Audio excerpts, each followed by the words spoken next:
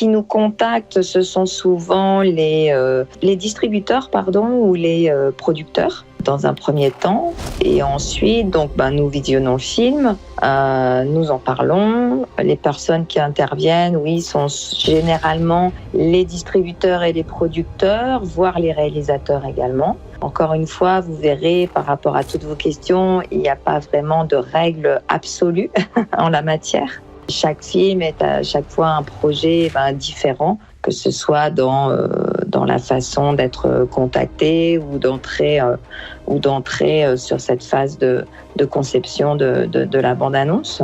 Donc effectivement, il y a plusieurs décideurs qui peuvent intervenir. Ensuite, au niveau du temps, encore une fois, il n'y a pas beaucoup de règles. Je dirais que des fois, nous pouvons être appelés en extrême urgence et on n'a vraiment pas beaucoup de temps dans ces cas-là. Mais disons que le temps qu'on peut nous donner, c'est entre 5 et 10 jours.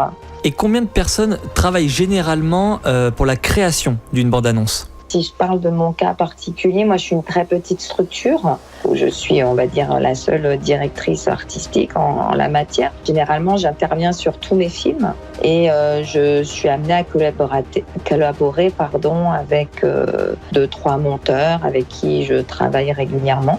Mais sinon, je suis en très petite équipe et j'interviens sur la quasi-totalité de mes films.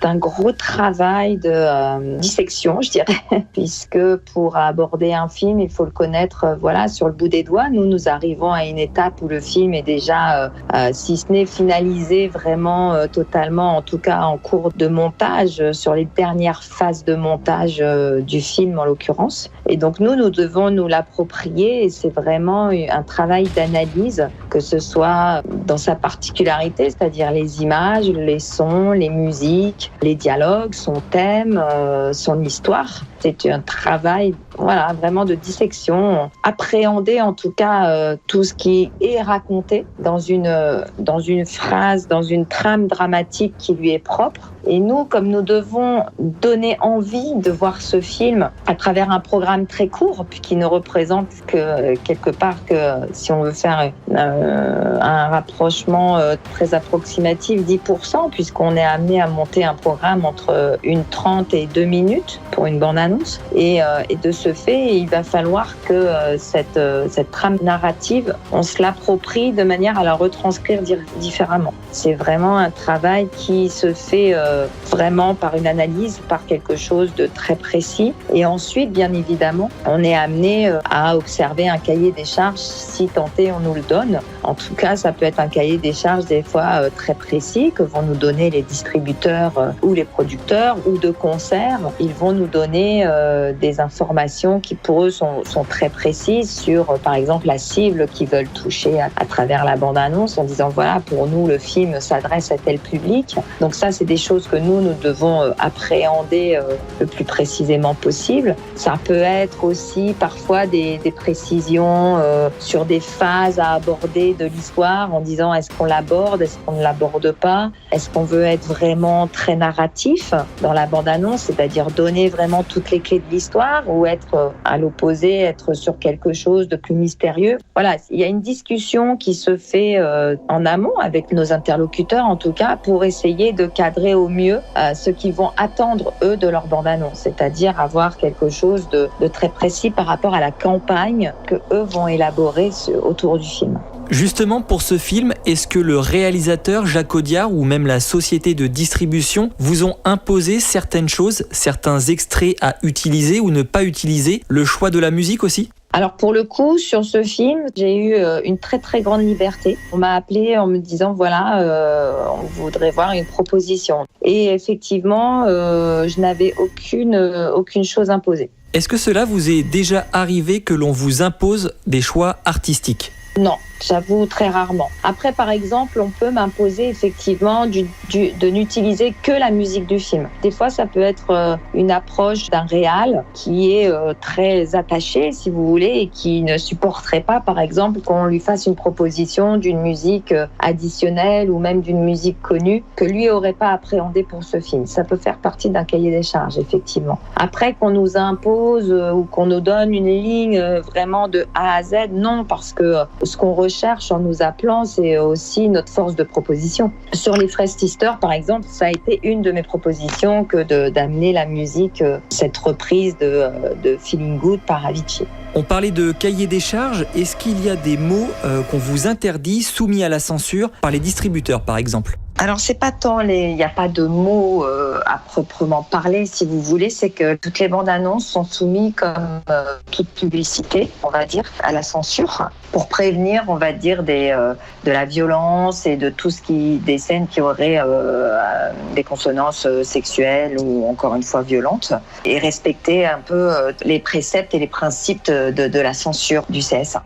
Je crois savoir que pour Paradise Lost, par exemple, le mot cocaïne avait été supprimé de la bande-annonce. Est-ce que c'est pas hypocrite de couper un mot qui de toute façon sera prononcé dans le film à plusieurs reprises ? Bien sûr, et de toute manière, dans la bande-annonce, même si on ne dit pas le mot, on l'évoque, vous voyez ? On essaye effectivement plus de suggérer dans ces cas-là et effectivement s'interdire entre guillemets des mots qui pourraient choquer une assistance, par exemple un public. Pour Love, vous avez, me semble-t-il, conçu 5 bandes annonces afin que les distributeurs puissent choisir le degré de sexe qu'ils souhaitaient montrer dans celle-ci. Est-ce une demande ou une initiative personnelle ?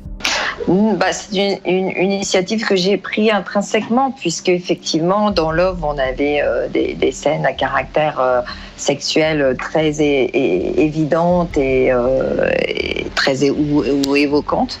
De ce fait, c'est vrai que d'avoir choisi de travailler avec une typo très grosse comme ça qui prenait tout l'écran et où on ne percevait l'image qu'à travers l'intérieur des lettres permettait effectivement autant de teaser que aussi de masquer toute évidence ou toute image purement sexuelle.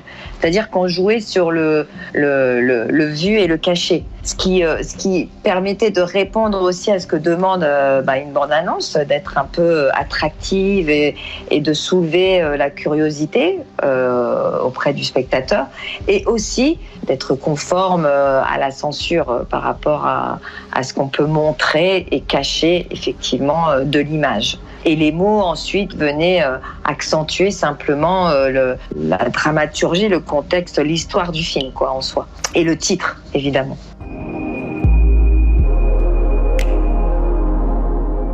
Une comédie, c'est assez complexe dans la mesure où ça doit s'installer effectivement en fonction d'un comique de situation qui, encore une fois, va être propre à chaque film de comédie par rapport à sa mise en scène, par rapport à l'histoire, au nombre de personnages qui s'inscrivent dans cette histoire. Et effectivement, la bande-annonce de comédie est très difficile parce que un gag parfois a besoin d'un laps de temps pour fonctionner, par exemple, vous voyez, ou a besoin d'une installation précise pour que, même que dans le film, si vous voulez, ce soit drôle. C'est-à-dire que si vous n'installez pas suffisamment les choses, vous voyez, un gag ne va pas être forcément drôle en 10 secondes ou en 20 secondes. Tout dépend du gag. Et en soi, de faire rentrer ça effectivement dans un format de 1 minute 30 ou 1 minute 40 devient complexe. On ne dit pas ça que pour les comédies d'ailleurs, d'avoir l'impression d'avoir vu tout le film dans une bande-annonce. Et c'est pour ça d'ailleurs, j'avais rebondi là-dessus en réalisant la bande-annonce de Femme Fatale, où pour le coup j'avais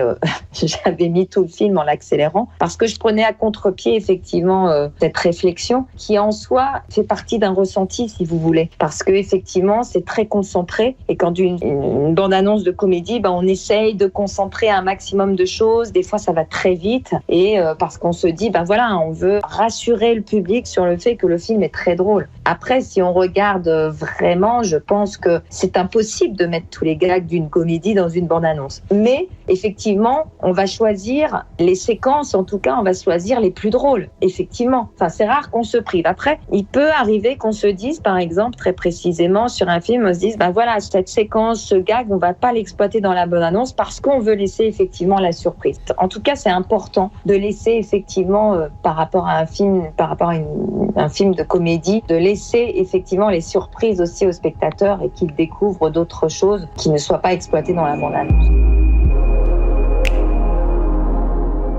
À chaque fois que j'ai travaillé sur des films étrangers, c'était pour une sortie en France, généralement. Certaines ont été reprises pour le monde, mais souvent, on aborde d'abord un public purement...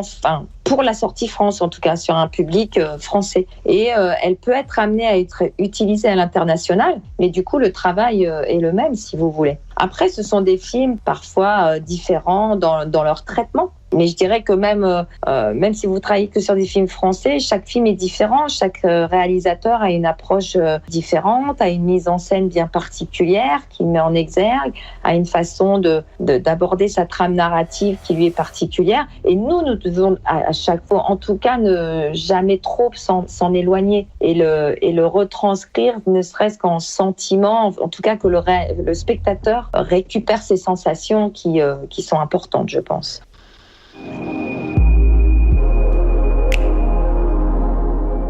Ça s'est peut-être un peu uniformisé. Il y a moins de place à des choses un peu étonnantes, peut-être. J'ai l'impression de ça, en tout cas. À mes débuts, j'avais l'impression qu'il y avait une vraie demande d'originalité, en tout cas de recherche, à explorer des formes différentes. Et ensuite, je pense que où ça n'a peut-être pas assez encore évolué, c'est par rapport aux médias sur lesquels on diffuse une bande-annonce. Parce que, par exemple, Internet demande des formats courts. On nous demande parfois des formats courts à traiter, mais on n'en traite pas beaucoup, si vous voulez. C'est-à-dire que je trouve qu'en cela, peut-être qu'une évolution a besoin d'être opérée, peut-être, simplement de la façon dont le public aujourd'hui a de découvrir les images d'un film. Et on sait que le public, l'internaute a une façon de naviguer sur les informations qui est très, très rapide et de regarder parfois une bande-annonce sur sa totalité. Il n'en prendrait pas forcément le temps, si vous voulez. Et donc, en soi, peut-être que les formats courts sont amenés à être exploités de façon différente. Et peut-être à nous aussi de proposer des choses dans cette façon, en tout cas. D'avoir, si vous voulez, une bande-annonce qui est un format classique, entre guillemets, et que derrière, des teasers soient accessibles au public de façon plus facile, quoi. C'est un peu comme ceux que vous aviez réalisés pour Millennium, particulièrement réussis d'ailleurs, et qui pour le coup était une vraie proposition originale. D'original, oui, et puis qui n'était pas originale juste pour être originale, puisqu'elle était originale en s'appropriant toute une charte quelque part graphique qui était connue déjà à travers les livres qui étaient sortis auparavant. C'est-à-dire que ça devenait original, mais quelque part, ça véhiculait aussi une information importante qui était que ce best-seller était adapté au cinéma et allait sortir en salle. Vous voyez ce que je veux dire? Et donc, du coup, je pense que oui, effectivement, c'était très intéressant, en tout cas, de faire des propositions dans ce sens, vous voyez? Parce que je pense que ça pouvait d'autant plus interpeller le public.